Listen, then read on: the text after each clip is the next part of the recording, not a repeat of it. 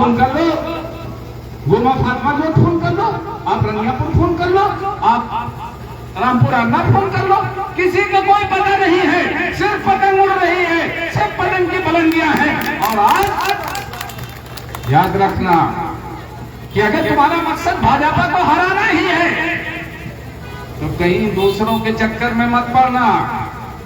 एक साहब आए हैं कांग्रेस का झंडा लेके, उनके बारे में समझ लेना।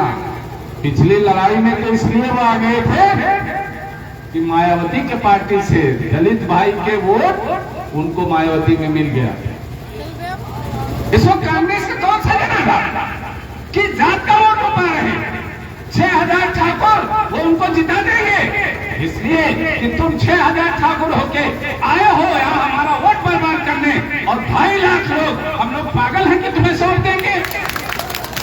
जवाब देना कि राजा मनकापुर को यही हमारे बड़े लोग जाके सलाम करते थे। याद है राजा मनकापुर की कोठी पे जाते थे, अगर राजा मनकापुर से हाथ मिला लेते थे तो उसको सूंघते थे कि राजा मनकापुर से हाथ मिला के आए। आज राजा मनकापुर का क्या हाल है? वही राजा जिसके तुम गुलाम हुआ करते थे, बड़े लोगों की बात मैं कर रहा हूं, वो राजा आज भाजपा में है कि नहीं है? अब ये जो साहब आए हैं कांग्रेस का चुनाव निशान लेके, ये बसपा से यहां से लड़े थे, फिर ये कांग्रेस बीजेपी में गए। बीजेपी में पिछली बार ये टिकट मांग रहे थे, बीजेपी ने जब फुटकार दिया तब ये कांग्रेस में गए। कांग्रेस से फिर उतरौला में कांग्रेस से गए, बल्लापुर से जमानत जब्त हो गई। जब बल्लापुर से जमानत जब्त हो गई तो फिर उतरौला पे आके नाजिल हो गए। याद रखना कि इन लोगों का कोई ना कोई धर्म है ना कोई ईमान है। याद रखना कि ये कभी भी भाजपा में फिर जा सकते हैं, और ये आए ही इसलिए हैं कि तुम्हें बेवकूफ बना के, तुम्हारा वोट लेके और भाजपा बेवकूफ बना के, और या तो ये भाजपा को जिता देंगे या अगर जीते तो भाजपा में खुद जाने की कोशिश करेंगे। तो आप जिस दिन ये भाजपा बन जाएंगे तो उस दिन आप ठगे हुए महसूस करेंगे, उस दिन आप ठगे हुए महसूस करेंगे। आपको जरूरत क्या है? आपको परेशानी क्या है? साधुल्लाह नगर रेहरा के सारे लोग इस वक्त आपके साथ खड़े हुए।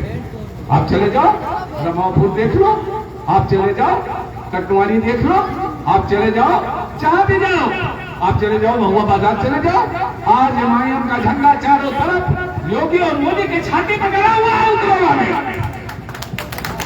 योगी और मोदी याद रखना, बीजेपी वाला याद रखना कि हम समाजवादी की तरह अब तुम हमें बेवकूफ नहीं बना सकते हो। पंडित सिंह आए, समाजवादी और बहुजन का समर्थन था, मायावती और बहुजन का समर्थन था। पंडित सिंह को तुमने हरा दिया और बीजेपी को जिता दिया। बताओ कौन जिम्मेदार है? साइकिल चुनाव निशान वालों, तुम जिम्मेदार हो कि नहीं? चुनाव दिया जिम्मेदार। आपने विधायक जी को हरा दिया पिछली बार, क्यों हार गए? परवेज साहब को आपने हरा दिया, क्यों आप हार गए? इसलिए कि आपका वोट सिर्फ बांटा गया और बाकी लोग का वोट मिला ही नहीं। इसलिए 45,000 एक को, 56,000 एक को, 56,000 विधायक जी को मिला, 45,000 परवेज साहब को मिला। आधा आधा वोट बन गया, 85,000 वोट पाके जीत गए वर्मा जी। मैं तो नतीजा जानता था। आप बताओ कि इतना अच्छा चुनाव लड़के डॉक्टर मन्नान ने 2012 में इतना बढ़िया चुनाव लड़ा था कि कोई भी उत्तरौला विधानसभा में कहने वाला नहीं था कि 32 पार्टी चुनाव हार रही, पंखा चुनाव निशान चुनाव हार। लेकिन उसके बाद भी 2017 में जब मैंने देखा कि बीजेपी को हराने के लिए परवेज भाई भी आ गए हैं और विधायक जी भी आ गए हैं और भाजपा से राम प्रताप वर्मा जी अकेले खड़े हैं, तो मैंने चुनाव छोड़ दिया और मैंने कहा कि भाई हो सकता है इनमें से कोई जीत जाए। नहीं जीते। जब पंडित सिंह नहीं जीते, जब समाजवादी के लोग नहीं जीते, जब नंदिता शुक्ला साइकिल चुनाव निशान से आई तो नहीं जीती, तो फिर क्या मतलब बनता था कि हम अपना 2.5 लाख वोट ऐसे बर्बाद करते, आधा इधर भेज दें आधा उधर भेज दें? नहीं, अब ऐसा नहीं होगा।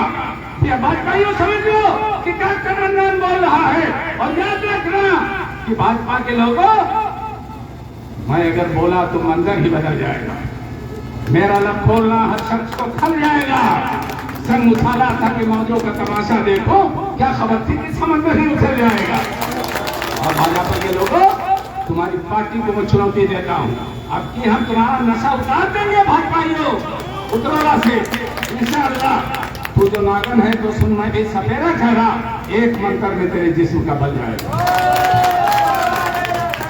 भाजपा पूरी तरह पराजित हो रही है, जिसको वोट देना है भाजपा को हराने के लिए वो आ जाए, पकड़ ले झंडे को, पकड़ ले चुनाव निशान को, वरना आज 50,000 के तादाद में नौजवान और जियादे हैं जो कह रहे हैं कि हम पटन चुनाव निशान को वोट देंगे, हारे या जीते। 50,000 लोग ये कह रहे हैं कि हम पटन चुनाव निशान को वोट देंगे, हारे या जीते, तो 50,000 वोट आओ, आप भी लोग कुछ वोट दो, क्योंकि आपके कैंडिडेट को तो टिकट ही नहीं मिला। तो जब आपके कैंडिडेट को टिकट नहीं मिला तो अखिलेश यादव को भी तो सबक सिखाना है, तो कौन सिखा सकता? वीरू भाई हवा में है, उनके पास कोई जनाधार तो है नहीं। कुछ बड़े बड़े लोगों के यहाँ सलामी देते हैं, काजू किशमिश खाते हैं, वो गुमराह करते हैं। सारे बड़े आदमियों के यहाँ काजू किशमिश चल रहा है और सिर्फ मुसलमान बड़े आदमियों के यहाँ। क्या समझ रहे हो? चक्कर में मत आना, वोट बर्बाद हो जाएगा, वोट बर्बाद हो जाएगा। आओ हमारे साथ, हम बीजेपी को हराने जा रहे हैं। बीजेपी अगर इस वक्त लड़ाई है तो कमल और पतन की है, कहीं बीच में कंफ्यूज ना होना, कहीं बीच में रास्ता बदल ना जाना।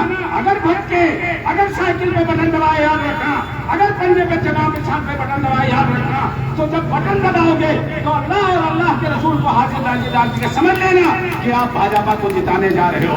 अगर साइकिल पे बटन दबा तो भाजपा जीतेगी, अगर पंजे पे बटन दबा तो भाजपा जीतेगी।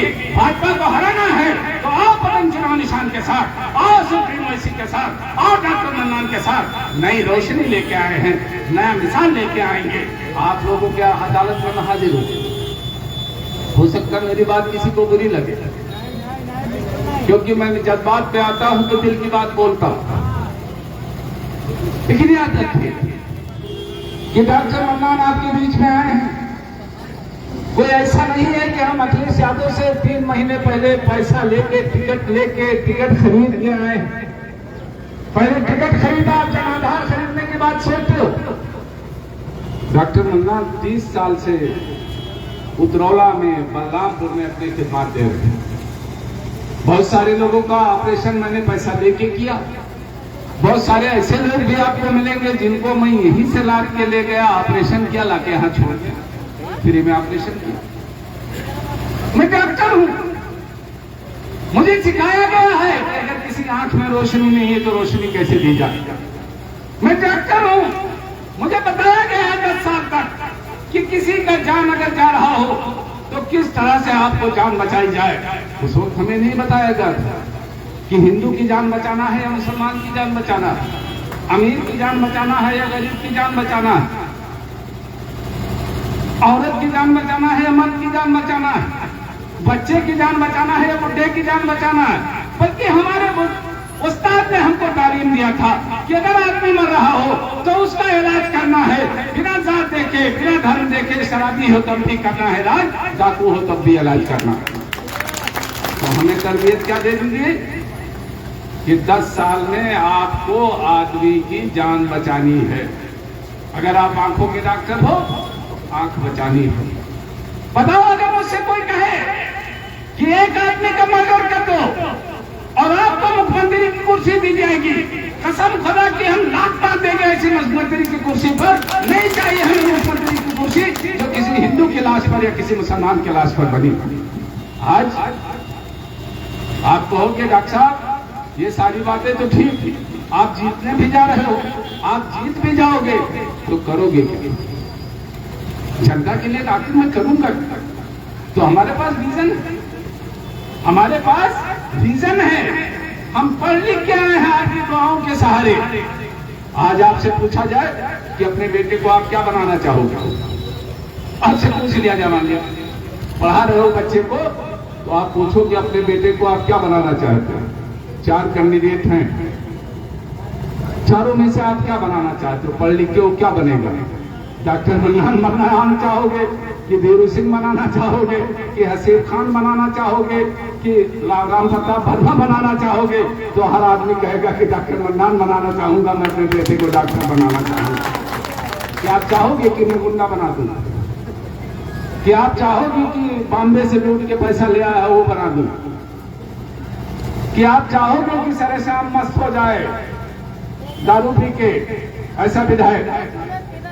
जिसके पास अगर जाओ यार, ऐसा विधायक है जिसके पास जाओ, आखिर कैसे विधायक आएगा? क्या इस लायक है राम प्रताप वर्मा? अगर भाजपा से ना लगे तो उनके अंदर कोई सलाहियत है कि बस विधायक बन सके?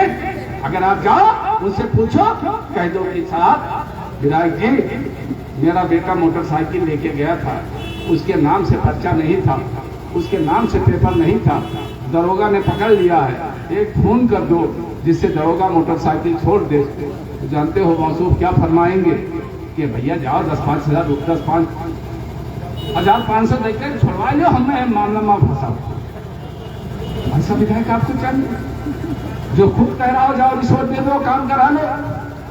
किसी ने कहा जाता है कि दरोगा जी आपने मोटरसाइकिल पकड़ लिया है और ये मोटरसाइकिल छोड़ के मुझे फोन करके इन्फॉर्म करो कि हमने ये मोटरसाइकिल छोड़ दिया। डॉक्टर मन्नान को